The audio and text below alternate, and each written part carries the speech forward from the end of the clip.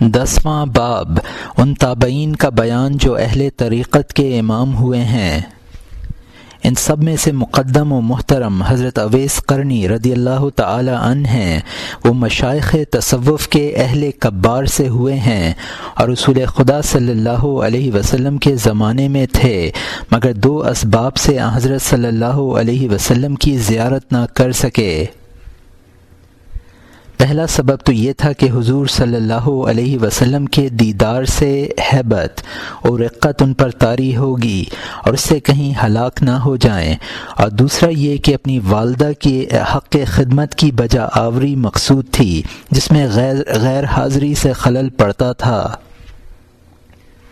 اور حضرت صلی اللہ علیہ وسلم نے صحابہ کو فرمایا تھا کہ قرن میں اویس رحمۃ اللہ علیہ نامی ایک مرد ہے، وہ قیامت کے دن میری امت کی شفاعت کرائے گا، اور یہ فرما کر آپ صلی اللہ علیہ وسلم نے روئے سخن حضرت علی رضی اللہ عنہ اور حضرت عمر رضی اللہ عنہ کی طرف کیا اور فرمایا، تم اس کو دیکھو گے، وہ مرد ہے میانہ قد اور لمبے لمبے بالوں والا، اس کے بائیں پہلو پر بمقدار درہم سفید داغ ہے، مگر وہ برس کی قسم سے نہیں، اور اس کی ہتھیلیوں میں بھی ویسا ہی نشان ہے، اور اسے میری امت کے لیے قبیلہ مرزر ربیہ کی بھیڑوں کے بالوں کی تعداد کے برابر شفاعت کرنے کا حق ہوگا۔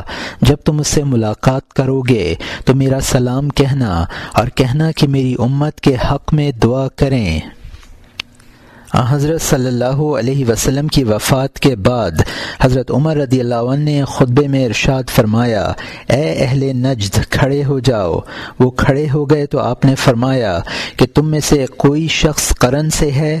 انہوں نے کہا ہاں۔ انہوں نے قرن کے کچھ آدمیوں کو آگے کیا۔ حضرت عمر رضی اللہ عنہ نے ان سے اویس قرنی کے متعلق دریافت کیا۔ انہوں نے کہا کہ اویس نام ایک مست و مجذوب سا آدمی ہے جو آبادیوں میں نہیں رہتا اور نہ مجالس میں بیٹھتا ہے، لوگ جو کچھ کھاتے ہیں وہ نہیں کھاتا، اور نہ ان کے طرز روش اور رسم و رواج کی پیروی کرتا ہے، الغرض اپنی روحانی و باطنی کیفیات میں محو رہتا ہے اور مخلوقات سے بے تعلق رہ کر وحدت و شہود کی لذات میں مسرور و مطمئن رہتا ہے۔ حضرت عمر رضی اللہ عنہ نے فرمایا، میں ان سے ملنا چاہتا ہوں۔ چنانچہ حضرت علی رضی اللہ عنہ اور حضرت عمر رضی اللہ عنہ دونوں امیر کبیر اٹھے اور حضرت اویس قرنی کے پاس گئے۔ آپ نماز میں تھے۔ جب فارغ ہوئے تو انہیں سلام کیا اور ان کے ہاتھ اور پہلو کا نشان دیکھا اور درست پایا۔ ان سے حضرت صلی اللہ علیہ وسلم کا سلام عرض کیا گیا اور دعا کی درخواست کی۔ آپ نے اس پیغام کے احترام میں امت کے لیے دعا فرمائی۔ یہ صاحبان تھوڑی دیر ان کے پاس رہے، حتیٰ کہ انہوں نے فرمایا کہ آپ کو تکلیف ہوئی، اب آپ واپس جائیں، قیامت قریب ہے، اس موقع پر ہمیں باہمی دیدار ہوگا جو کبھی منقطع نہیں ہوگا۔ اس وقت میں توشہ عقبہ تیار کرنے میں مشغول ہوتا ہوں۔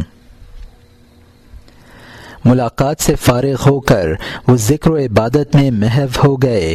جب اہل قرن ان دونوں حضرات کے ساتھ واپس ہوئے تو ان میں اویس کی قدر و منزلت بڑھی اور وہ آپ کی بہت عزت کرنے لگے۔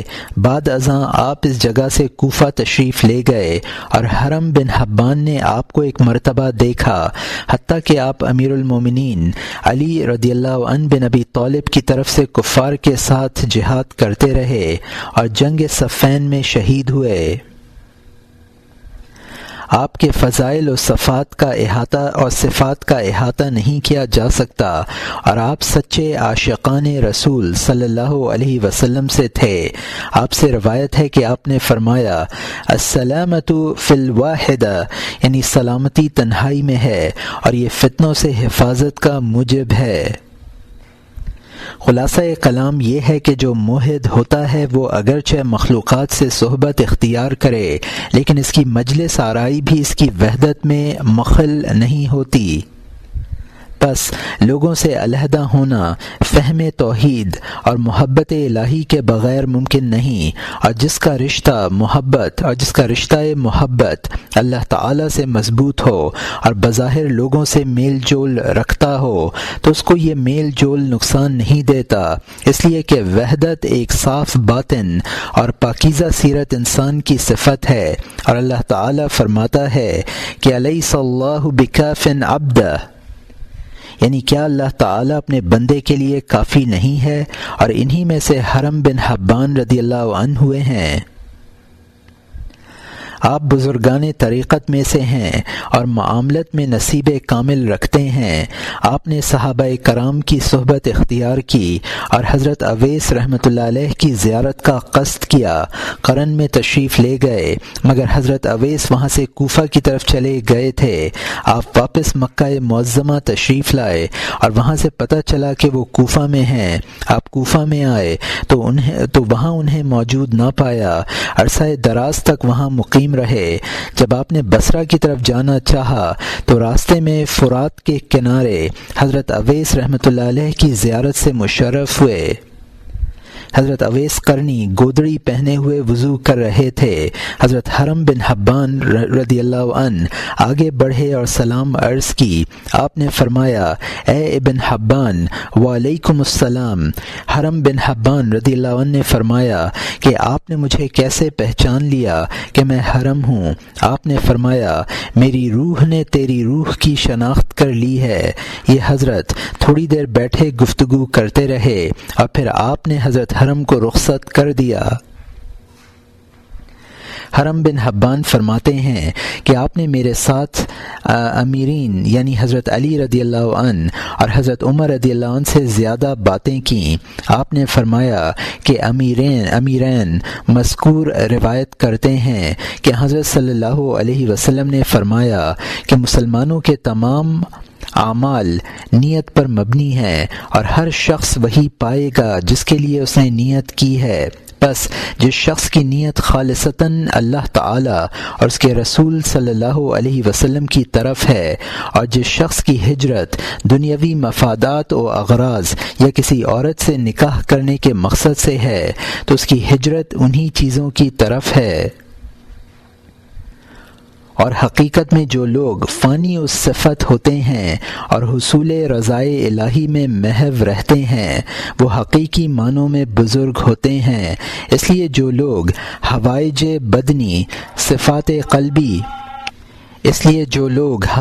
بدنی صفات قلبی کے مطابق کر لیتے ہیں اور وہ ہمہ وقت مشاہدہ ذات میں محو رہتے ہیں، اور جو لوگ باقی صفت ہوتے ہیں اور محویت و استغراق سے خاص تعلق نہیں رکھتے وہ واردات قلب کو تکلیف کے ساتھ اس جانب مائل کرتے ہیں، اور اس مسئلے کی بنیاد ہوش اور بے ہوشی اور مشاہدہ اور مجاہدہ پر موقوف ہے جو متضاد حیثیت رکھنے والی صفات ہیں۔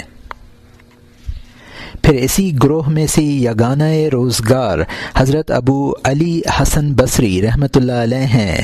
اہل طریقت کے نزدیک آپ کی قدر و منزلت بہت زیادہ ہے اور علم معاملت میں آپ کا مطالعہ بہت گہرا ہے۔ میں نے حکایتوں میں پایا ہے کہ ایک اعرابی آپ کی خدمت میں حاضر ہوا اور صبر کی وضاحت چاہی۔ آپ نے فرمایا، صبر دو طرح پر ہے، ایک صبر تو مصیبتوں اور آفتوں کی حالت میں ہوتا ہے اور دوسرا صبر ان چیزوں سے باز اور کنارہ کش رہنے کے باعث جن سے اللہ تعالی نے منع فرمایا ہے۔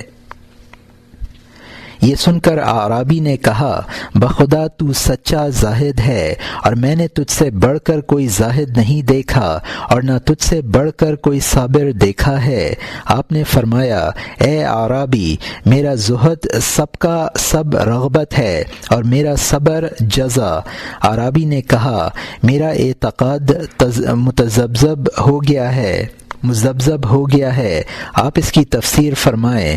آپ نے فرمایا صبر خالص رضائے خداوندی کے لیے ہو، نہ کہ اپنے آپ کو عذاب دوزخ سے بچانے کے لیے، اور زہد بھی خالصتاً اطاعت الہی اور رضائے الہی کے لیے ہو، نہ کہ بہشت کی خواہش و ہوس کے لیے، اور یہ اعتقاد اخلاص کی درستی پر دلالت کرتا ہے۔ نیز آپ سے روایت ہے کہ آپ نے فرمایا جو شخص برے لوگوں کی مجلس اختیار کرتا ہے وہ اس کے گروہ کے نیک لوگوں سے بھی بدگمان ہو جاتا ہے۔